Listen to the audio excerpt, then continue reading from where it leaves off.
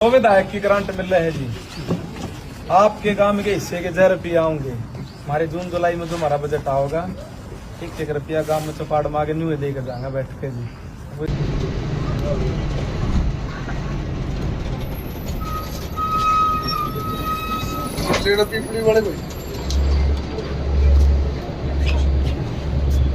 नमस्कार दोस्तों, हरियाणा की छोटी बड़ी खबरें लेकर के मैं आ चुका हूं आपके बीच में। एक बार फिर से इस वीडियो में बात होगी नायब सैनी सरकार की कि कौन बना है नंबर 2। आपको जानकर हैरानी होगी कि ना तो वो अनिल विज हैं, ना कृष्ण लाल पंवार है, श्रुति चौधरी, आरती राव या राव नरवीर, इनमें से भी कोई नहीं है।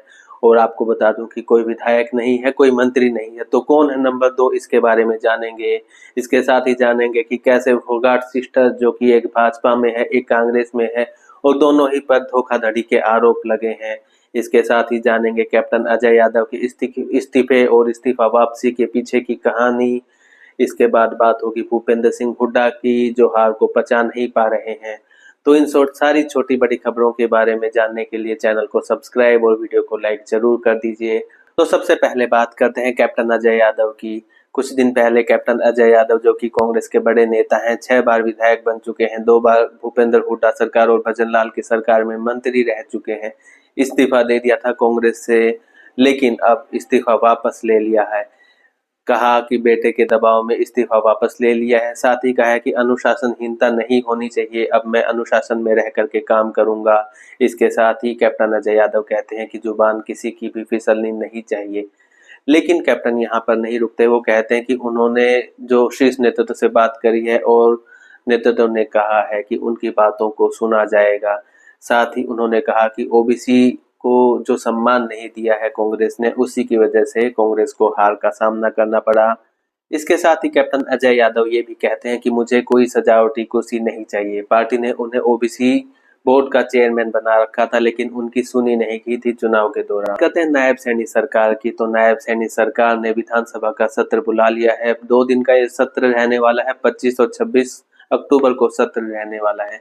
और इस विधानसभा के सत्र में सारे विधायकों को शपथ दिलाई जाएगी और स्पीकर का चुनाव होगा, डिप्टी स्पीकर का चुनाव होगा, लेकिन उससे पहले होगा प्रोटेम स्पीकर का चुनाव। आपको जानकर के हैरानी हो सकती है, लेकिन प्रोटेम स्पीकर भूपेंद्र सिंह हुड्डा के बेहद करीबी रहे रघुवीर सिंह कादियान, कांग्रेस के विधायक हैं, उन्हें बनाया गया है।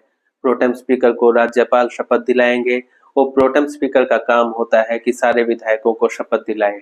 जब सारे विधायक शपथ ले लेंगे, उसके बाद स्पीकर और डिप्टी स्पीकर का चुनाव होगा। तो इतना तो तय है कि जो स्पीकर बनेगा, डिप्टी स्पीकर बनेगा, वो भारतीय जनता पार्टी का ही बनेगा। वोटिंग हो सकती है, लेकिन वोटिंग में भी भाजपा का ही नंबर गेम है, वो भारी पड़ने वाला है। तो स्पीकर के लिए जो नाम चल रहे हैं, वो चल रहे हैं घरौंडा के विधायक हरविंदर सिंह कल्याण। इनका नाम मंत्री पद के लिए भी चला था, लेकिन मंत्री पद में इनका नाम नहीं आया है, तो अब इनका नाम स्पीकर के लिए चल रहा है। दूसरा नाम आता है डॉक्टर कृष्ण लाल मिड्डा का, जो कि जींद से विधायक हैं, और इन्हें डिप्टी स्पीकर बनाया जा सकता है। लेकिन डिप्टी स्पीकर के लिए 2 और नाम चर्चाओं में चल रहे हैं। पहला नाम है घनश्याम सराफ का, जो भारतीय जनता पार्टी के भिवानी से 4थी बार विधायक बने हैं, और दूसरा नाम है सफीदों के विधायक दादा राम कुमार गौतम का। घनश्याम सराफ वैश्य समुदाय से आते हैं, तो दादा गौतम ब्राह्मण समुदाय से आते हैं। कृष्ण लाल मिड्डा पंजाबी समुदाय से आते हैं। इसके अलावा अगर हरविंदर सिंह कल्याण की बात करें, तो वो रोड समाज से आते हैं। तो इन चारों में से ही किसी 2 विधायकों को स्पीकर और डिप्टी स्पीकर चुना जाएगा। अब बात करते हैं कि जो नायब सैनी सरकार है, उसमें नंबर 2 पर कौन रहने वाला है। आप सबको जानकर के हैरानी होगी कि ये कोई मंत्री नहीं है, कोई विधायक नहीं है, कोई एमपी नहीं है, बल्कि ये रहने वाले हैं एक्स IAS और पूर्व में मुख्य सचिव रह चुके राजेश खुल्लर। तो राजेश खुल्लर की जो हरियाणा की सरकार में वापसी हो गई है। हालांकि ये रिटायर हो चुके थे, लेकिन उसके बाद मनोहर लाल खट्टर ने इन्हें वापस बुला लिया था। कैबिनेट रैंक का इन्हें दर्जा दिया गया था। नायब सैनी सरकार में भी इनकी वापसी हो गई है। कल देर शाम सैनी सरकार ने एक प्रेस नोट जारी किया, जिनमें इन्हें कैबिनेट रैंक की सुविधा दी गई थी। इन्हें बनाया गया था मुख्य प्रधान सचिव, लेकिन 4 घंटे बीते नहीं थे कि इस फैसले को नायब सैनी सरकार को वापस लेना पड़ा। कहा जा रहा है कि जो कुछ एक लॉबी थी, चाहे वो अधिकारियों की हो या विधायकों की, वो लॉबी नहीं चाहती थी कि खुल्लर को कैबिनेट रैंक यानी कैबिनेट मंत्री का दर्जा मिले। कैबिनेट रैंक का अगर उन्हें दर्जा मिलता तो जो कैबिनेट मंत्री को सुविधाएं मिलती है, तमाम उस तरह की सुख सुविधाएं उन्हें मिलने वाली थी। तो इस लॉबी के विरोध करने के बाद सैनी सरकार को अपने इस फैसले से पीछे हटना पड़ा। उन्हें मुख्य प्रधान सचिव तो बनाया गया है, लेकिन उनका कैबिनेट का रैंक है वो वापस ले लिया गया है और इसके पीछे तमाम तरह की उठापटक हुई हो, चाहे वो अफसरशाही में हुई हो, चाहे वो विधायक या MP लेवल पर जो रही है वहां पर। इसके अलावा आपको बता दें कि प्रधान जो सचिव है उसकी नियुक्ति होनी बाकी है।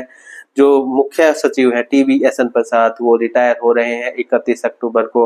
इसके साथ ही जो प्रधान सचिव फिलहाल है V उमाशंकर, ये अभी तक तो चंडीगढ़ में थे, लेकिन अभी इन्हें चंडीगढ़ से दिल्ली भेजा जा रहा है, तो इनकी जगह दूसरे सचिव की नियुक्ति होनी है। आज देर शाम तक ये नियुक्तियां होनी भी संभव है। आगे बढ़ते और बात करते हैं भूपेंद्र सिंह हुड्डा की। तो भूपेंद्र सिंह हुड्डा को एक के बाद एक झटके लगते जा रहे हैं।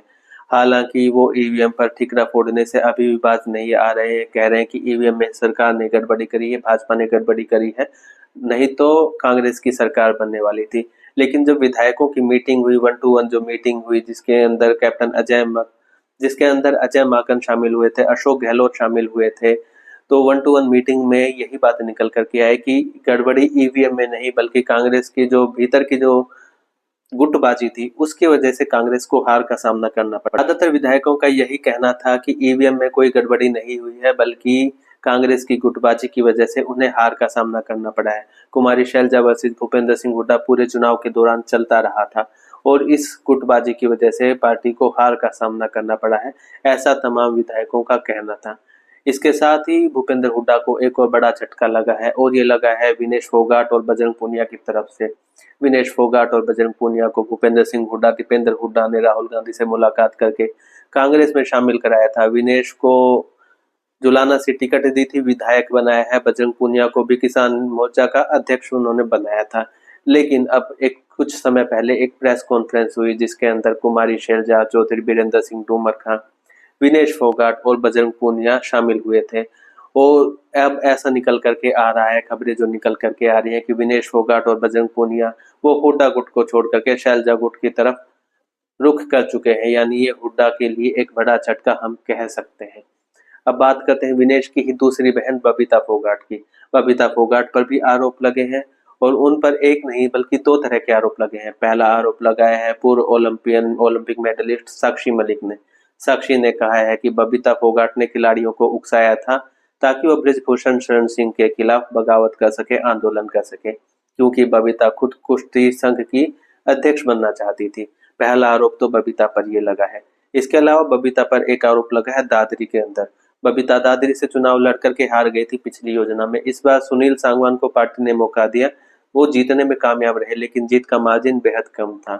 तो अब उनकी तरफ से एक आरोप लगाया जा रहा है बबीता फोगाट पर।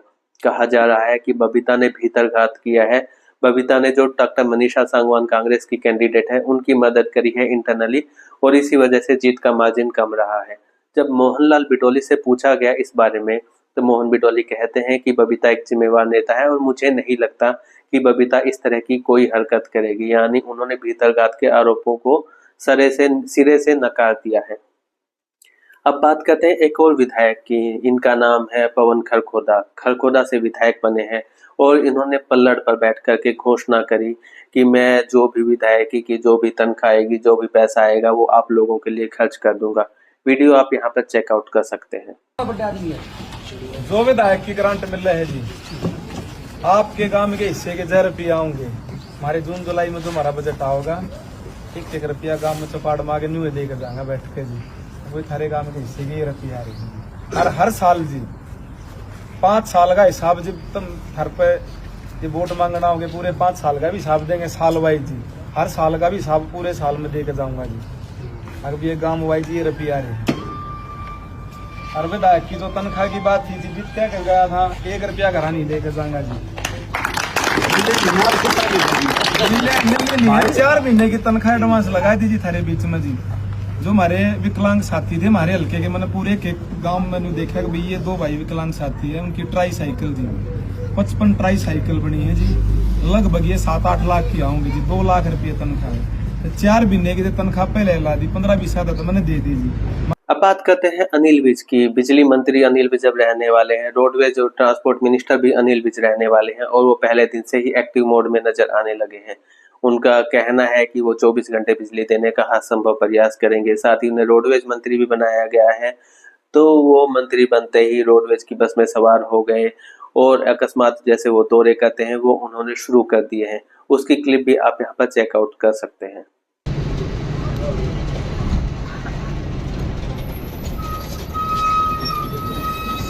पीपली वाले कोई